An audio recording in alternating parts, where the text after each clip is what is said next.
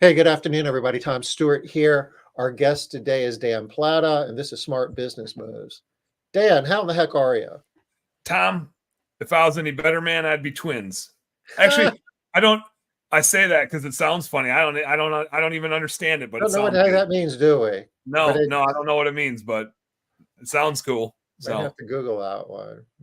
Ask Chat GPT what that means and get a yeah, chat would real. know. Chat would know.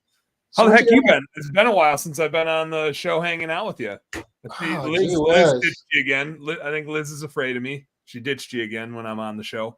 Yeah, you're But right. Liz isn't here. Is yeah, she said, Dan's going to be there. I need to find something else to do. No, I'm just kidding. She has a live training event that she's doing in Phoenix, and she's like in transit. She spends a lot of time traveling, doing training and coaching, and she's a busy she's like, gal. She's moving and grooving. yeah, she's making it happen. That's how the magic how the magic is made. Um, wow. So, what you got on tap back there?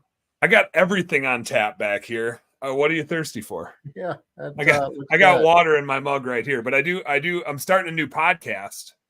Okay, Which we'll get into all this stuff, but I'm starting a new podcast called Home Service Happy Hour that I'm starting tonight. Tonight will be the first recording, and okay. this will have to change from water to Bush Light or something, Is more that a up that. requirement in order to participate in that? You have to be drinking something. Um, Not for anybody but me. Like the Okay, guest doesn't need to. The guest is whatever they want to do. They can drink whatever they want. I had a Kurt Kempton on from Responsibid, and he's a milkshake connoisseur, so he was drinking milkshakes. And on my previous show, he was drinking milkshakes, and I put some brandy in mine. Mine was more like a brandy Alexander. So, okay, whatever floats your boat. yeah, or whatever you want to, smoke or consume Yeah, or yeah. whatever. It's we're all adults here, right? Well, it's happy hour. It's happy hour. You That's can do that, true. and that's the late night happy hour, so it's even a little more loosey goosey. But We work hard. We deserve that's that. right. That's right. So, what's been going on in your world? It has been a while, and I heard some rumors that some things have been shaken and baking, and there's some positive change Yeah, happening over your way.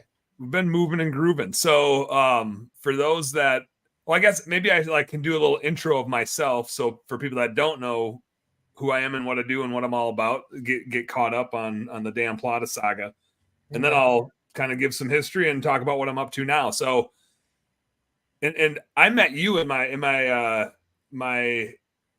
foray into the home service world pretty early on. Like right when you were even starting to build Made Central, I think like we came down and took a look at it even. Right. That was like 2016, 2017. So for 5, 6 years, I had my head down running maid service businesses, running window cleaning companies. And by accident, that was at a company called Blue Skies, and I'm still partners in some businesses with that, with those folks.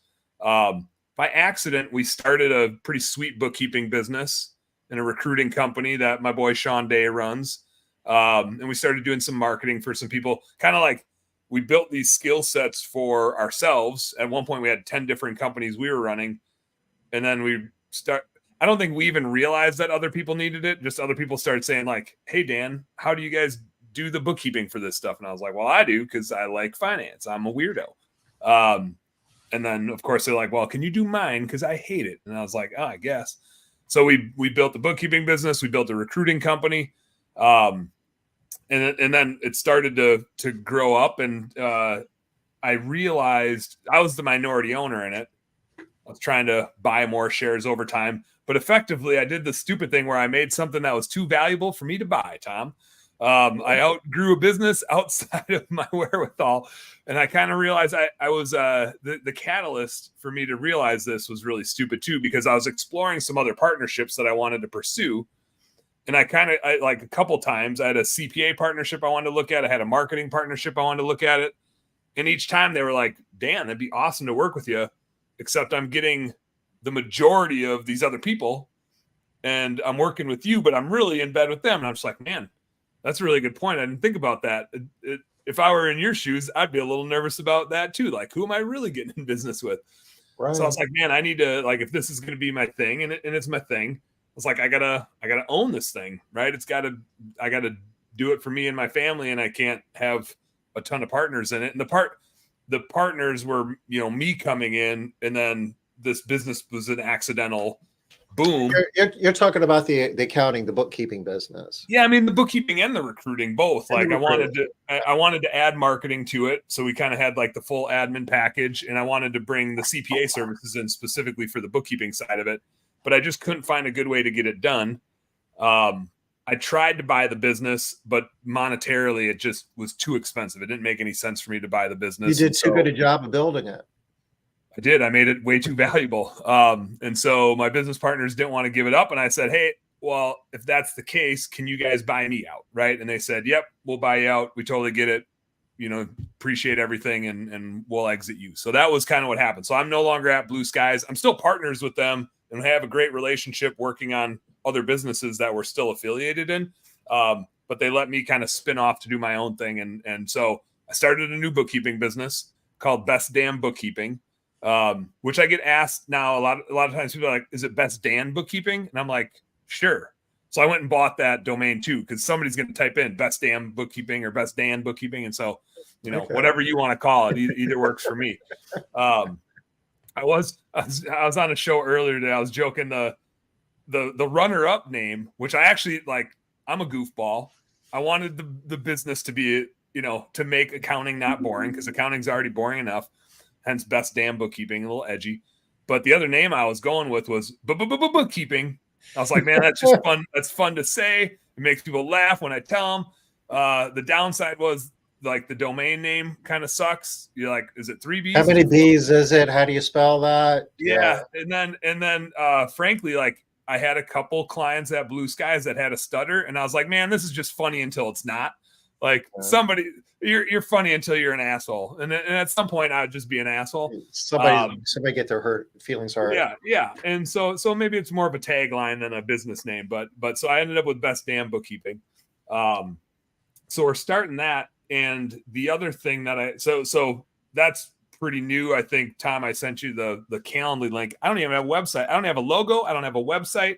I'm busier than I can handle already because people just know me for doing bookkeeping. So I'm still I'm off and running with that. And obviously, if you guys are watching and need bookkeeping nerdery help or CFO help, hit me up. We can drop my link in there. Always love helping home service companies with that stuff. And so that's going to be like my main jam. But then I really love our recruiting business, and Sean Day, who's been at that with me for a long time, he really like spearheads that. What we were missing, and part of the reason, what's up, Molly? That's Dan Bookkeeping. It's right up there, right in there. One thing we were missing with our recruiting business, and we realized it, and why I wanted to partner with a marketing company, is our recruiting is very much like a pay-per-click marketing company. We're doing digital ads, right? Trying to get as many applicants and candidates and filter them and convert them. It's just marketing. And so we were good at the job ad writing and the filtering, but we're not like pay-per-click experts. And so realizing that all these businesses out there, like obviously over the last 3 to 4 years, finding employees has been harder and harder and harder and harder. Okay, they need some help. People are used to paying somebody else to do their Google ads or their Facebook ads or whatever else the case is, but they weren't really used to hiring somebody else to help them with this on recruiting. But now recruiting's got more and more and more intense and complicated and harder. It looks a lot like marketing if you really step back for, it's just a matter of you looking for customers or are you looking for cleaners? It's the same thing. Yep, absolutely. So that was where I was like, man, we got to, the skill set between recruiting and marketing is so similar. Let's see if we can combine them, put them together. But also, if you're a home service business out there, I guarantee you have at least one of those problems. You might have both of them, but you for sure at least have not enough cleaners and too many clients, or not enough clients and too many cleaners. The chance that those are matched up and your capacity and demand is perfect is like the chance is about this big. And I guarantee you tomorrow it won't be, because somebody's going to call in. Somebody's going to be, have some shitty behaviors. You're going to need to fire them. you're going to get a bunch of phone calls, or the phone's going to dry up, or whatever the case is. And so recruiting is great, but not if your marketing sucks. And marketing's great, but not if your recruiting sucks. And so that was just the thing where I was like, man, we really need, if we're going to be the best in the world at helping people find employees, we need to be able to pair good marketing with it, so that it's not just we can help you with like driving one side of your car, but the other side of your car can't go anywhere. So what's the point? And so a guy that I had a really good relationship with, Michael Gregory at Click Call Sell, he builds websites, pay-per-click marketing. We've used him for a long time in our Blue Sky Services cleaning companies, and he's been awesome. And so he and I had looked at partnering everything together, and he and I ended up buying the Blue Skies Recruiting, also known now as Hire Lead Chill. We bought that from Blue Skies. So we're like that happened in the last week here. So we're just getting the bank account set up and the payroll set up, and holy shit, Tom, I forgot how much of a pain in the ass it is starting new businesses, even when you buy an existing one. It's a momentary slice in time though, and you'll power through that, and then you'll start having the real fun. Yeah. I have a question here. Christy wants to know, can you help with hiring contractors as well? Yep, we sure do. And actually that ends up being even a little bit easier because you have a little more flexibility in it. Obviously you have contractor law that comes into play, but yeah, it's the process is very similar.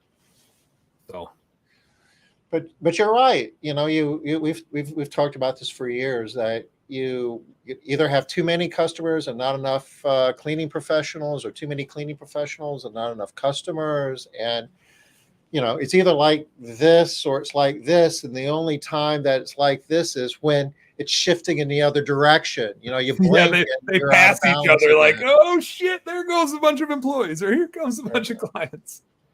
And there's an analogy, and I don't know if I've given this analogy before, and if I have, it's been long enough since I gave it, so I'm gonna give it again. We won't remember. Yeah. So we'll just act like it's brand new if I've already done it before. But the way I view it, you've got a vehicle, right, with tires on the right side, tires on the left side. Now, most of the time when we're driving a vehicle like today, you know, it's front wheel drive or whatever the case is, and then the steering wheel turns both sets of vehicles. The vehicle that we drive in our business is made a little bit differently, though. We're in the vehicle, and all of our employees and all of our customers are in the vehicle too, or I guess maybe they're on the outside of it. But the right side of your vehicle is your marketing. And those tires work independently of the left side of your vehicle, which is your recruiting. So your marketing is your demand, and it's got its own gas tank and its own gas pedal. What it doesn't have is a steering wheel. Okay. Like it can go forward and backward. And the only way to turn the car is to speed up one side or the other side more or less. So marketing has its gas tank. You put money in there to run ads. And as the ads convert, that side of the car speeds up faster. Left side of your car is your capacity. It's your recruiting. You can put some more money into there, more effort into there, get that side of the car going. And if you're driving this car perfectly, it goes straight, right?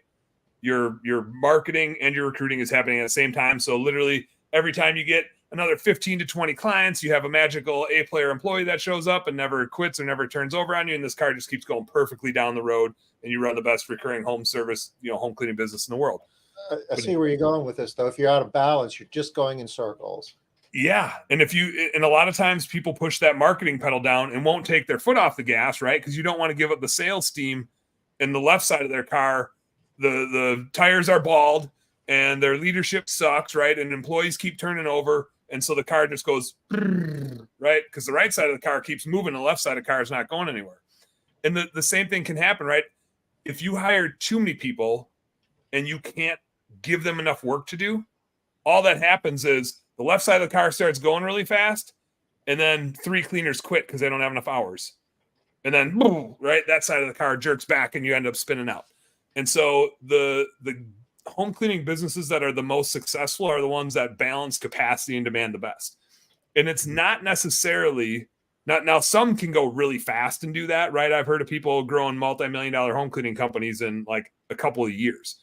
I was never that good at growing it that fast and keeping capacity and demand in check that whole way. But the ones that are the best at it can market really fast and can recruit really fast and at the same speed. So the car keeps going straight. When the speed starts to get off, if you're going fast, like you just get more off course, right?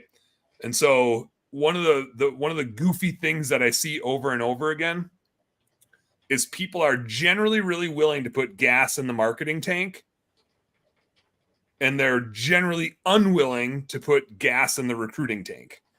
They'll spend thousands of dollars a month on Google ads or Facebook ads or whatever, marketing and flyers and this and that, but spending $500 a month on Indeed ads like scares them. Right.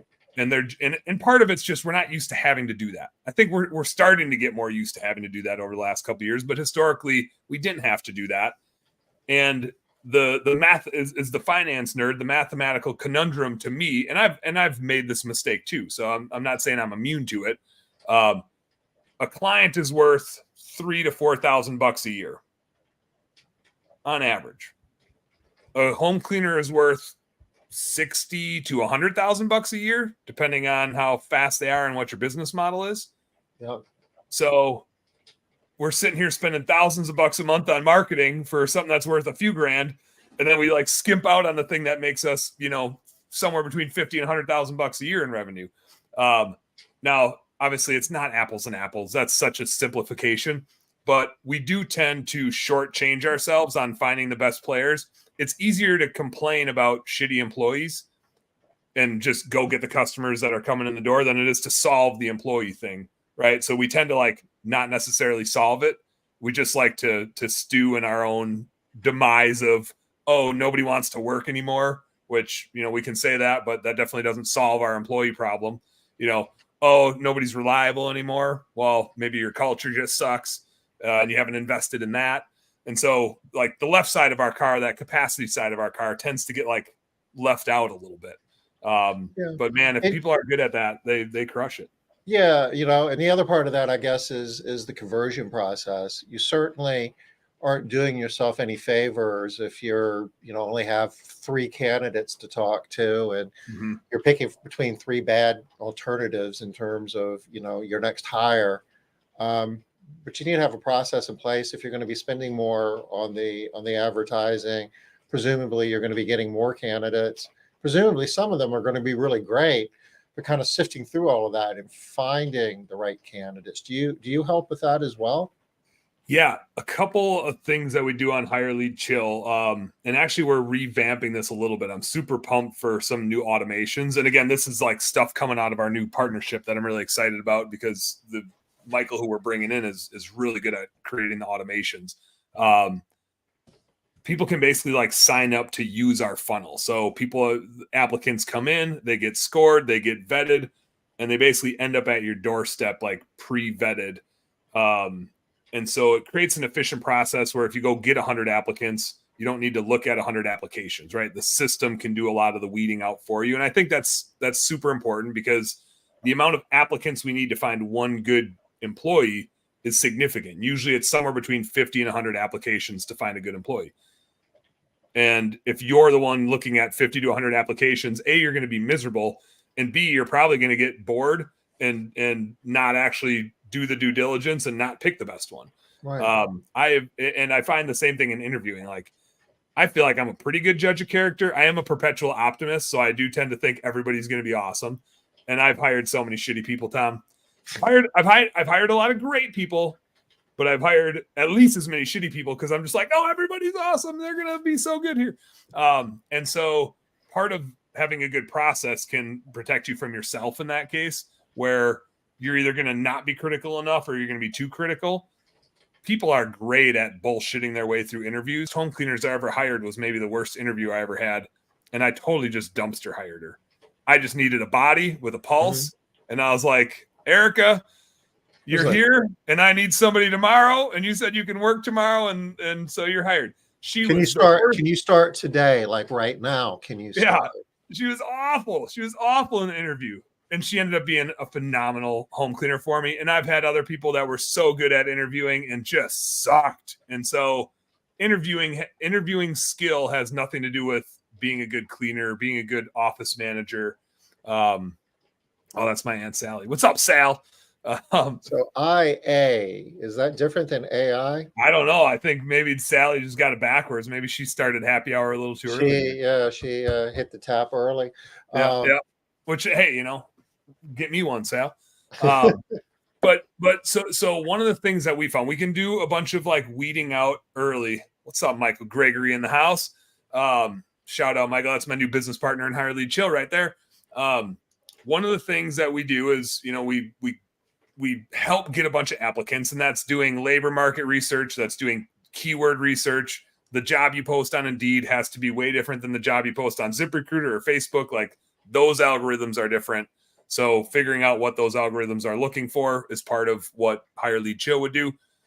Getting the right questions to expedite getting somebody through that funnel and getting them to a business owner is really important. And then making it easy for the business owner to like access that data and interview. Now, one thing that this can go like two different ways here, and I'll tell you the way I like to do it. It depends on the role you're hiring for, but especially for hiring technicians, right? It's like a speed game. It's a quantity. I won't say quantity over quality, but it's definitely like a focus on quantity. You just got to get as many applications as you can, and you got to get through as many as you can as fast as possible. The more you get, the way better chance you have of hiring somebody good. If you're trying to hire a general manager, obviously it's quality over quantity then, right? Like you really need to find the right person, and you're almost doing more like that's important. I mean, you don't want to make a bad hire, but the cost of making a bad hire in a leverage position like a manager, you could pay for that for months and months. Yeah, I mean that can erode your business massively, right? So when we look at hiring technicians or even like office managers are a pretty common role that we end up helping people hire. A lot of what I have found is to take us as the business owner out of it a little bit. Like we insert ourselves at the beginning as like the culture person and the you rah rah who like the hype man, if you will. But I like to exclude myself from the decision making. Again, I'm the optimist, right? So I'm gonna freaking hire everybody that shows up. But one of the ways that we have found that this works, and we did this in our Minneapolis window cleaning business first, and we did it, I won't say by accident, but out of necessity. We were getting enough applicants that we were having like 20 people that wanted to interview. And we all know you get 20 interviews, you're going to actually have 5 of them, right? Maybe 10 of them. So that sucks, having all the no-shows. And that's frustrating and debilitating and a huge waste of your time. And it's just a ton to get through. And we were hiring 10 technicians at a time sometimes here. So we started doing group interviews. And again, we did it out of necessity. And then we realized how much better we did by doing group interviews. And I'll talk a little bit about our process because I think there's some like secret sauce to how to do a group interview well and get the right result. There's a few reasons to do group interviews though, especially with technicians or office people. I wouldn't do them for your general managers. And so let's back up just a second. How does a group interview work? Do you just invite a whole bunch of people to your office at the same time? Yeah. So this is our process. Tweak it however you want, but I'll kind of go like step, A through Z here. So we don't tell them it's going to be a group interview. We just say, hey, 4:00 Tuesdays and Thursdays, let us know what works for you. Maybe they can read between the lines and tell that that's going to be a group interview, but we have a couple open standing spots. So the beauty of that is it saves us a shitload of time, right? Instead of a bunch of interviews all week long, it's this time or it's that time. Here's when we do interviews. And if we're trying to bring in a lot of people, maybe we'll do one every day at 4 or 5 o'clock. Let's see. Dan is asking about. Denise wants to know about using Zoom for group interviews. I don't like it because I'll get into why I don't like it when I talk about why I do like doing in-person group interviews. Okay. Not to say it won't work, but there's some drawbacks to it for sure that I think are the main benefit of doing a group interview. So we don't really tell them it's going to be a group interview. We're trying to catch them off guard a little bit and to see how they react, because chances are if they're going to work for you, they're going to get caught off guard going in somebody's home and, grandma's walking through naked or, the house is a freaking hoarder's house, right? We know in our world they're going to get caught off guard. it's okay to catch them off guard a little bit. And they're going to have to be able to read and react to situations. That's going to be a requirement of being a home cleaner. So you give them a couple of times and they're not even committed. Do you have them commit to show up at a particular time? Yep. We ask them to confirm a time. Let us know, is it this day? Is it that day? Is it this time? Is it that time? But we give them the options instead of just like an open book. So if they say I'm coming on Tuesday, then if they don't show up on Tuesday, I assume they're no longer a candidate. Yep, they're out. Unless they reach out with a great reason as to, hey, I can't make it today. Can I come back Thursday during the next time slot or whatever the case is? Like, obviously, if they communicate well, we can work with that. We know people have lives, but if they don't communicate, they're out. Not to say we won't retarget them, right? And that's why I think having a CRM that's housing all your application information is super important. Just because they didn't show up to your interview doesn't mean they're a shitty person. There's a good chance they applied to 30 jobs in 2 seconds, right? And so by the time your interview happened, they might already be working somewhere. That doesn't mean they suck. They applied to 30 jobs. They're not going to get back to the other 29 jobs to tell them they're not showing up to their interview, right? The world happens too fast. And we see that. There's all the no-shows and the non-communication stuff. I'm not going to write somebody off just because they didn't show up or just because they didn't communicate. Now, the system will keep weeding them out every time they don't, but I'm not going to totally like say, never talk to that person again. There's no harm in me just assuming they got a job somewhere else. I wasn't fast enough, right? Because a lot of the times people no-show us or don't communicate with us. It's because we sucked, right? It's not necessarily because they sucked. We didn't have the best, sexiest opportunity for them. They took a different opportunity. We were either too slow. We weren't paying enough. Our office smelled funny. It was dirty. Whatever it was, we weren't the sexiest gal at the bar, so we didn't get the date. So we do the group interview. We invite them to one of those time slots. We have them confirm it. When they come in, and Sean talks about this a lot, going back to the value of this person. Our clients are worth a few $1,000. Our home cleaners are worth up to $100,000 or maybe even more if you're charging a lot. This is the biggest sale. This is the biggest customer you're going to have. It's your biggest sale. So many of us like rush people through an interview and we don't give them the time of day and we kind of treat them like livestock until they're an employee of ours. And then we try to love on them later. But when they come in for that group interview, it's, can I get you some water? If it was me, I'd be like, can I get you a beer? But we try to treat them like it's the biggest sale of our lives, right? What can we do for them? How can we make them comfortable? It's our opportunity to impress them. We don't bring them to an interview to get them to impress us. How many people would you invite to a group interview? We would invite like 20, knowing that only 5 or 10 are going to show up. Wow. So you don't want too many that you like have no space for them, right? Because then it's super uncomfortable. So about one in 4 show up. I'd say between 1 and 2 and 1 and 4, and it kind of fluctuates in there. And it might be different. Some of that depends on how hard you vet them in advance. In our Minneapolis location, we don't even vet them in advance.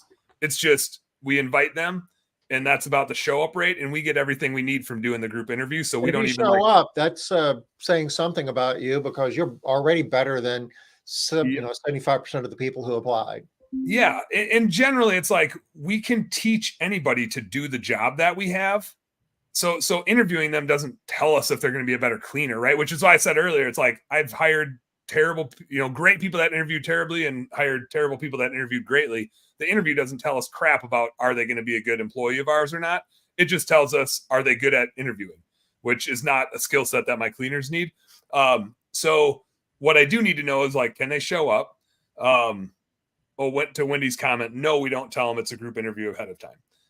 They can kind of want them to be surprised. Yeah, we want to catch them off guard. Do you think if you told them you would have less than 25% of the people showing up?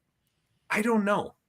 We'd have to like A/B test it to get some data on it. I don't know. Yeah, because it'd be like, well, what are the chances of me getting it if all these other people are going to be showing up? Why am I even bothering? Yeah. I don't know. That's a good question. I never thought about it. But so we get them in again. It's like, it's our biggest sale, right? This is the most important piece of our business. This is the thing that our customer is going to experience is sitting right here, and they're going to generate $100,000 a year for us. So we treat it like that. Like we're trying to make it as comfortable for them, food, snacks, drinks, whatever. We want them to enjoy themselves. But when they get there, they're going to realize like, oh, I'm not the only one.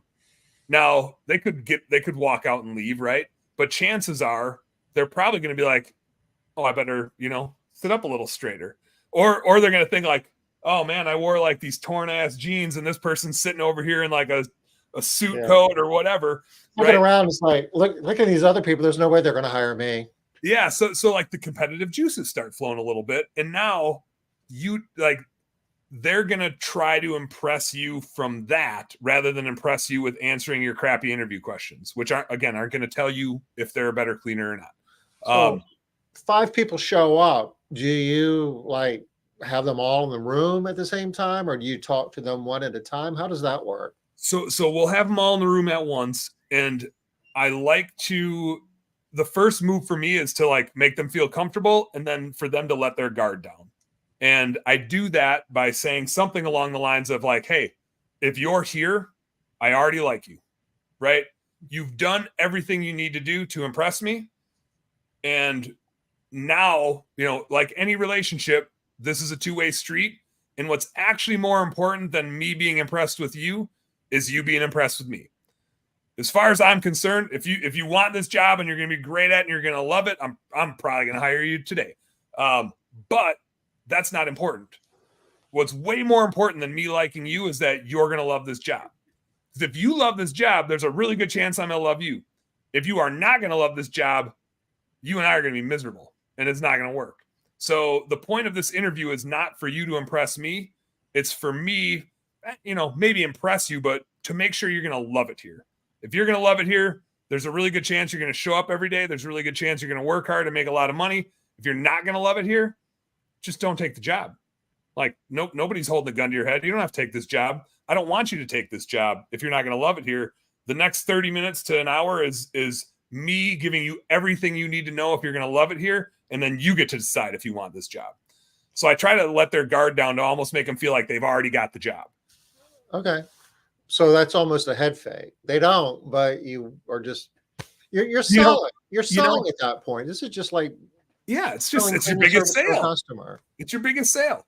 And the fact of the matter is like, you probably are going to hire them if they want the job, right? Like they already, generally you've scored them. And so you only invited them if they scored good. Like I said, in Minneapolis, we don't even score them because we're just like, just bring them in. We'll know enough from doing the group interview.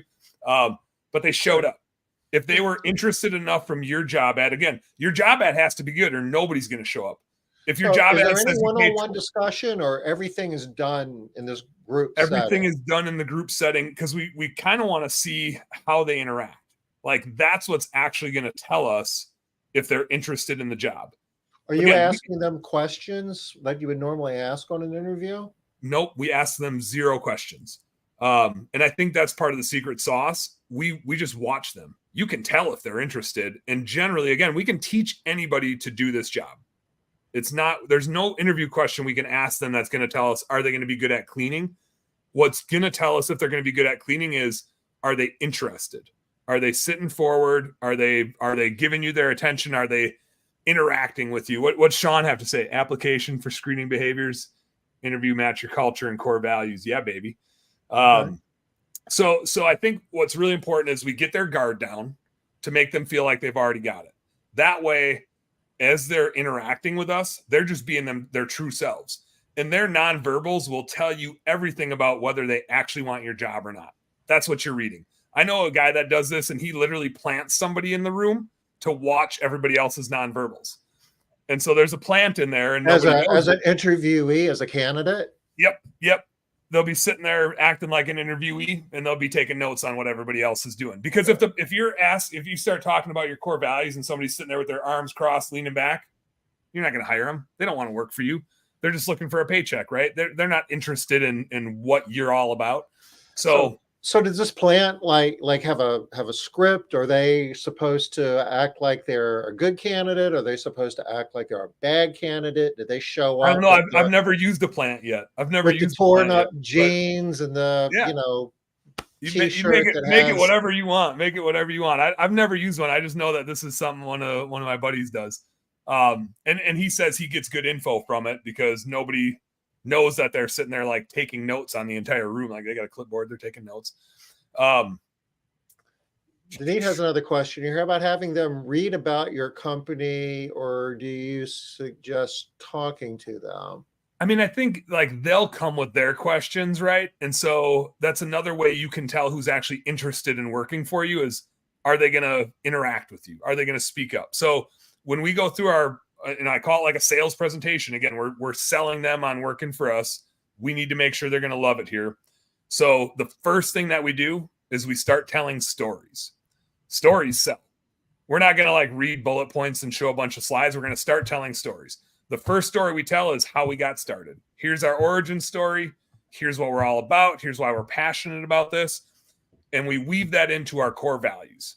Core values are super important because that's why somebody's going to stay. And the whole point of this is to hire people that are going to stay, right? If they showed up, you probably listed how much you pay or how you pay in your job ad. And if you didn't, you're probably missing out. But your job ad is the sexy thing that you need. You need a great job ad to get them to show up. Then once they show up, you need a great culture to get them to stay and want to work for you. And so the story about how you got started, why you're passionate about this, the story about how your core values came about and why you're passionate about those, that's usually where you can kind of tell who's interested and who's not. If you start talking about how you got started and somebody clearly is checked out, like you know everything you need, they don't give a shit about your business, right? And you don't want to hire somebody that doesn't give a shit about your business. Sean and I actually like revamped our core values when we were at Blue Skies. And so every core value like had a story. I mean, there was an event that happened that made it so that became a core value. I met Tony, like our plow was our acronym for plow horses. And our core values were positive attitude, loyalty, ownership, and accountability. And we serve the positive attitude was because we had to fire Tony. He was just a piece of shit. He was a great technician. He could clean windows like the Dickens. He showed up early every day. It was like hard to fire him. And then we just realized he was an asshole. He had the worst attitude by the end of the day. Everything was negative, negative, negative, negative. So we said, like, we need a reason to fire people like that. Positive attitude. And we literally would tell this, like, literally the event that caused me to fire him was he broke a freaking screen over his leg at a customer's house. He was having trouble with their screens. He took the screen out of the window, broke it over his leg, threw it in the woods. And that customer was a maid service client of ours, was a window cleaning client, was a holiday light client. And she, thank God she had my cell number. She called me and she's like, Dan, can you tell your technician to leave? Like, and can send somebody else out here? I was like, oh my God, it's so embarrassing. But clearly we needed to fire this guy and I didn't have a reason to do it. So I tell that story. And when you tell a story, people want to tell a story back to you. Or they're like nodding their head because they're like, oh my God, like I worked with this guy that was a total piece of shit. And he was negative about everything, right? And so when you're telling the stories, you're looking for the person that's nodding their head, for the person that wants to tell you a story back. That's the person that's like soaking up what you're feeding them, right? That's the person that wants to bleed your blood and do the thing with you because they believe in what you're saying.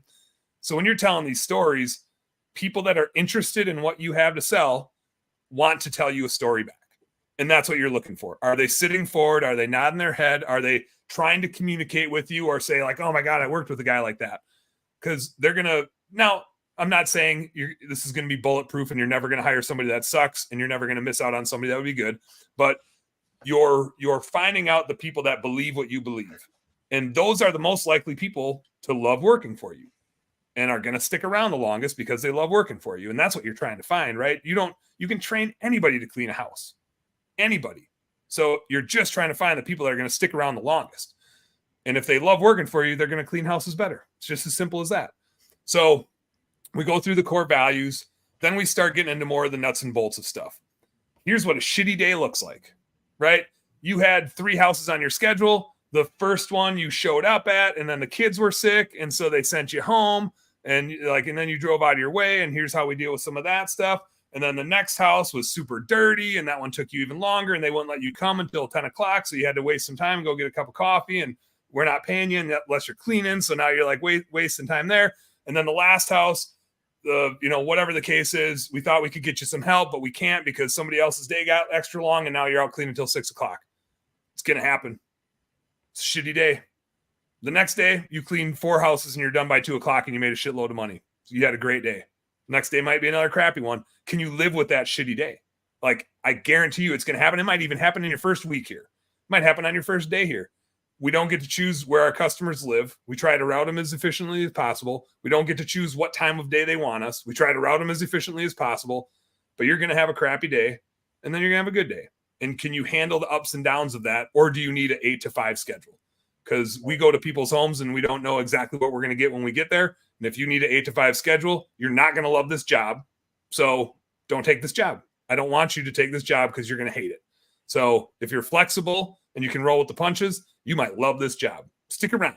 Like, hear what else I have to say. So I want to like paint the negative, right? We can't hire them if they're not okay with that. And then we want to get to the positive, right? Our clients freaking love us. We change their lives. You know, you might get a $200 Christmas tip just because like you're their person, right? And so you get to build relationships with your clients. You get paid for doing harder work, and the more work you do, the more you get paid, unlike an hourly job where maybe you just get paid to sit around and do nothing. So now we like open up our CRM. We might pop open Made Central, show them what a day in the life looks like. Here's what she cleaned yesterday. Here's what he was out doing yesterday. Here's how our pay structure works and how you make more money, and you get to decide, right? If assuming you're paying commission. If you're not, you should think about it. We get to like show them how the inner workings of the company work, and we can just throw it right up on the screen. We're presenting, right? So we go through the good, the bad, the ugly, how they get paid, kind of a day in the life. We get into, if you're going to stick around and get hired, here's what training looks like. Here's how we get you through that. And then we open it up for questions, right? And again, the people that are interested in what you're selling are going to interact. They're going to ask more questions. They're going to be way more engaged. Mm-hmm. So at this point, you're watching body language, and you're watching, you're listening for what questions are being asked, and all of that is how the competition works. And if you're looking to hire, one person out of those 5, whoever asked the best questions and Yep. came across with the best body language, they win. I mean, Samantha's questions about introverts, right? Introverts probably aren't going to ask you a lot of questions back. They're gonna try to ask them in private. That's cool. Their body language. I mean, if somebody's doing this, I don't care if they're introverted and extroverted. They're not interested in what you're selling, right? Yeah. Introverts don't have a resting bitch face. Introverts just maybe are less vocal, but they would still be sitting forward, interested in what you're saying. So you're reading the nonverbals. You're an extrovert that's disinterested. They're sitting there on their phone, watching TikTok videos. Yeah. And even an extrovert that's disinterested isn't going to ask questions. An extrovert that's interested is just going to dominate the questions, right? Now, you might, based on them being extroverts, you might decide not to hire them if you're like, wow, we've all had this employee that you're like, yeah, they're a great cleaner, but they might start talking politics and religion to that customer the minute they walk into the house, right? We had a sales guy like that in our window cleaning business. He's so good at sales, but we literally had to subcontract him. We're like, Dave, you can't be an employee of this business anymore. You can go sell high rise. But like, he eroded employee relationships, and some customers loved him, but some customers hated him because he had no filter. He just, and so like an extrovert like him, like he's so good at what he does, but he might not be the right home cleaner. He was great commercial sales for us, but wasn't a good window cleaner for us for various reasons. So, you might get that from an extrovert that speaks up. That's a thing that you're looking for, right? If you can't send them into somebody's house without having to worry about the shit they're going to say to the customer. But by all means, like the first time you do this, you're not going to have it all figured out, right? Like the more you do these group interviews, you're going to know what to look for. That's a match for you, right? You're reading their nonverbals, you're reading how they're interacting. And what we found, and again, it's not as much about you picking them. I want to like keep getting back to that, is we think we're the ones that need to pick them. We need them to pick us. That's why there's so many no-shows. That's why we have a hard time retaining people, is we're not the sexiest one. There's always a segment of the market out there, though, that, I just need a paycheck. When's payday? And, they're thinking maybe they're only planning for working 3 days. I don't know. But it's like, this will be the 6th job I've had in the last, month and a half, but I just Yep. need some money. And if you hire me, I will be there, but I'm not going to be here very long. You know the type I'm talking about. Yep. They will pick you, but they are far from committed. They're Yep. just looking for a check. Yep. And generally that person will look disinterested during the interview, right? Like they're like, Yeah. "Oh my God, this guy's spewing core values at me. Like I just want a damn paycheck," right? Like you'll Yeah. read their face. And again, you're gonna get it wrong, but you're gonna get it wrong less than you would if you're just interviewing them and asking them questions about the same questions you asked the last person that came in. Um, the thing that we found that was really interesting to me is when I would do one-on-one interviews, like, yeah, I could hire enough people. It wasted a bunch of my time waiting for people that didn't show up. B, I tried to hire everybody that showed up because I'm the eternal optimist. And there are a few people that I didn't offer jobs to, but I have like a hard time not hiring somebody in a one-on-one interview. Like I see the best in everybody. But what would eventually happen is I would offer a job to somebody that was great. And I knew they were great. And I got the confirmation that they would have been great because they were the person that when they turned me down, they had enough decency to actually reach out and say, "Hey, Dan, I got another job offer and I think I'm going to take that." Right? Most people that suck just aren't going to get back to you. The ones that you know are really good get back to you and tell you they're not going to take your job. And that was Yeah. the revelation to us, is like, we're missing out on the best people. It's not that, yeah, like we're hiring some duds because they fool us in an interview. What's worse is that we're not getting A players. They're choosing something else. We don't have the sexiest proposition here. That's the problem. And so that's where I said it's like you need them to choose you. It can't be you interviewing them and you expecting them to impress you.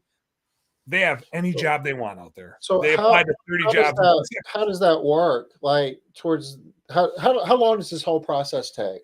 I mean, it depends on the interaction from them, right? So it might take a half hour, it might take 45 minutes, it might take an hour if you got a bunch of people that showed up So, and they're asking a bunch of questions. so at the I, end of the half hour, whatever it is, do you just ask people to raise their hand who wants a job, or how do you no, know we who's don't, especially with the introverts. That would make them so uncomfortable, right? As they like don't want to have that pick and choose. So we basically say, that's it. Grab a water on your way out the door, grab another snack. I don't, I'm not going to be like, you suck, you're cool. I'm not going to do that right here and right now. And I don't expect you, you can come up to me if you've got a question that's more private, come up to me afterwards, ask me the question, or you've got my number. Go out to your car, shoot me a text, let us know if you're interested in the job or not. If you're going to love it, like only text me if you're going to love it here. If one out of these 10 things you're not going to love, don't bother texting me. I only want you if you're going to love it here. That's the only way it's going to work. So only text me if you're going to love it here. Get out to your car, let me know. And if we think it's a good fit, we'll start working on a start date.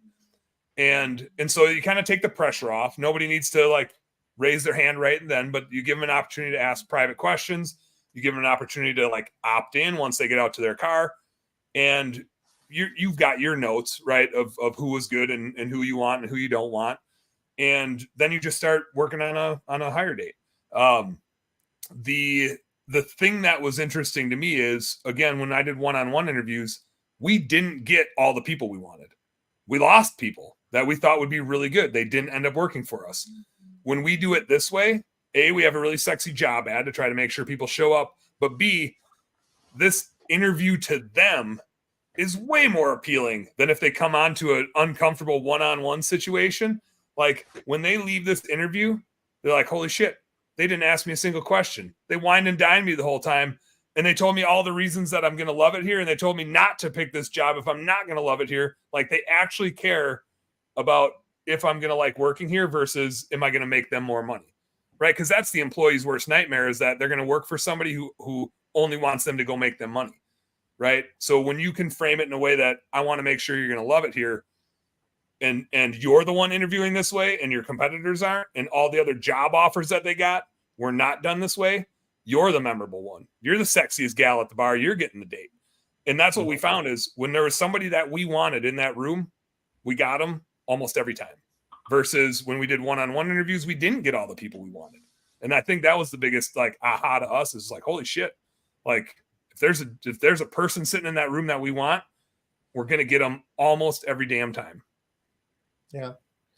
And the whole idea of like planting somebody in there, if you plant somebody that's a really strong candidate, and if they act like they're really like interested in the job, you might be able to create some FOMO with the other people. And it's like, well, this person here is awesome. And if they think this is a great job, I trust their judgment more than my own. This does sound like a great job. I want this job too. Yeah. Yeah. I love it. It is fun an watching the approach. interaction.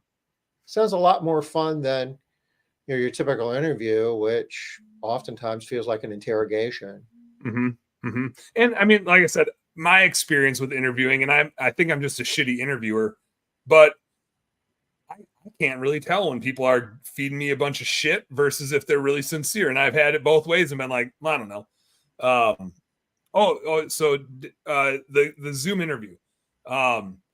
My worry would be that you don't get the full nonverbals, because it's hard for people when it's not face to face to keep their attention span, right? I mean, like, I've been on a Zoom call for an hour before.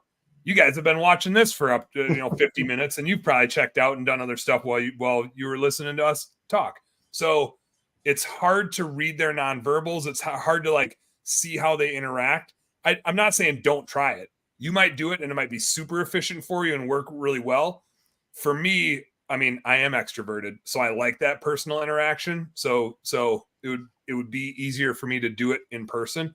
I'm not saying. Sean's got a very important question here, Dan. Do you say shit in interviews?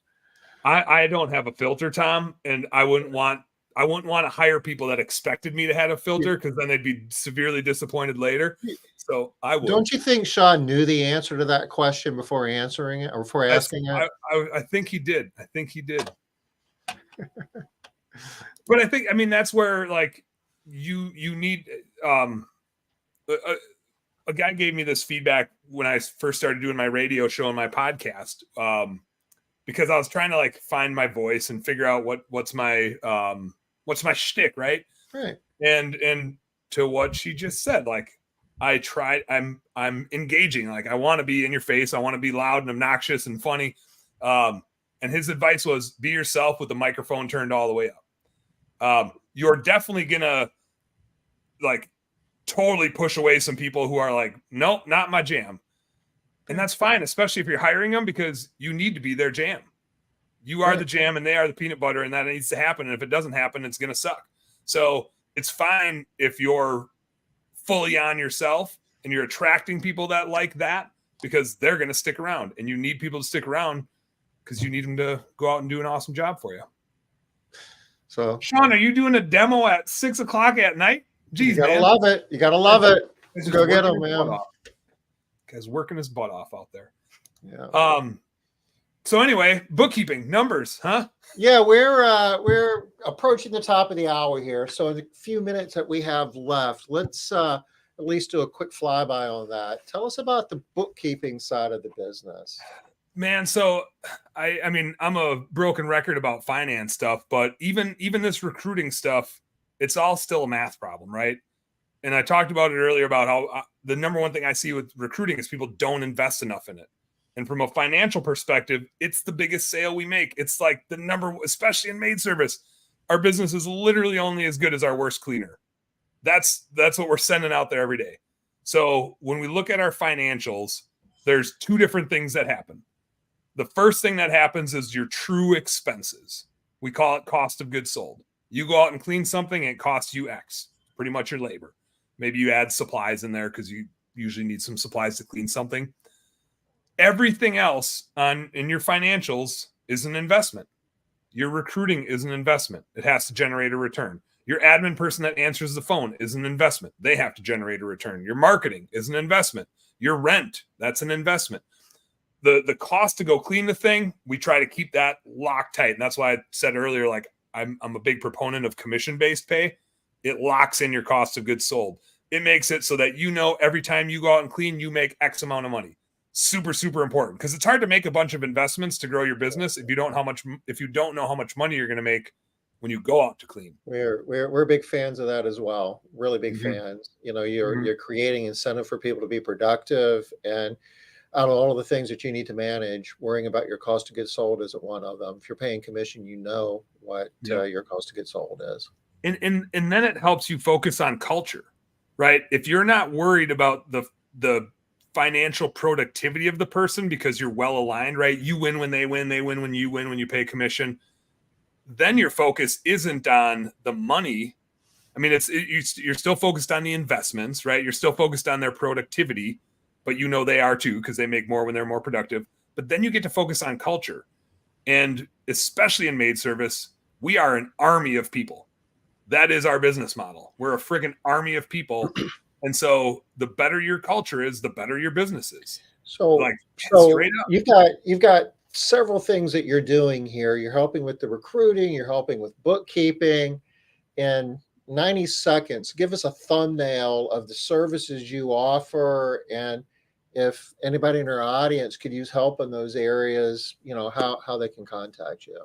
So there's 3 things that I'm involved with that can be helpful to a home service company. I'm a bookkeeping nerd. So if you need help getting your QuickBooks dialed in so that you can make these decisions, that's like, Can I can that's I where I live add my life. something to that, Yeah. if I may, Dan, and if I'm off base on this, straighten me out. We all have somebody doing our taxes off, I hope it's a CPA, Mm-hmm. and that is not business accounting. They're basically wanting to make sure that you're giving the IRS what you owe them. You're Mm-hmm. doing something that looks like business accounting. You're hoping companies actually be more profitable rather than paying their taxes. Am I right on that? Exactly. And bookkeeping still is like helpful to pay your taxes, but that's not the point of doing bookkeeping. The point of doing bookkeeping is so that you know your cost of goods sold is dialed in, so that you know if your marketing's working or not. So if you know if your recruiting's working or not, it's a There's a financial there's a tool to help lot you of make there's a decisions. lot of us out there running home service businesses, though, that all we have are numbers that our CPAs giving us, and we think that we have what we need, and really what we have is what we need to pay the IRS. That would be like playing a football game and not knowing the score of the game until the game's over, Yeah. right? So Like, you you have want to know business, what you the have score is the whole game. you do business accounting from bookkeeping from a business accounting standpoint. You help companies be more profitable. Nailed it. You nailed it, Tom. So what are the other legs on this business stool that you're offering? So these are separate entities, by the way. We carved them up separately, so they're their own little animals. The second thing, and obviously what we talked a whole bunch about today, was the recruiting side of it. Hire, Lead, Chill is designed to help you get and keep more employees, and there's a reason why it's hire, lead, and then chill, and it's not just hire, right? Because you can hire all you want, but if you can't keep them because your culture sucks or your leadership sucks, that's not going to go well for you or for them, which is why I talked a lot about the group interview. You got to find a way to be the sexiest business owner out there so they want to come work for you, and you got to keep them, right? You have to build a great culture to keep them so you can, grow a cool business. So Hire, Lead, Chill is all about that, helping you find great people and helping you keep great people. And then the third business is Click, Call, Sell. That's with Michael Gregory. He's the marketing partner in Hire, Lead, Chill. And so it's websites, it's Google ads, starting to do some Facebook ad management stuff.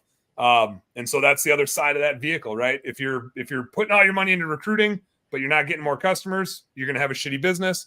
If you're putting all your money into marketing, but you're not getting more employees, you're going to have a problem as well. So I think Click, Call, Sell, and Hire, Lead, Chill, there's a reason why their names sound really similar.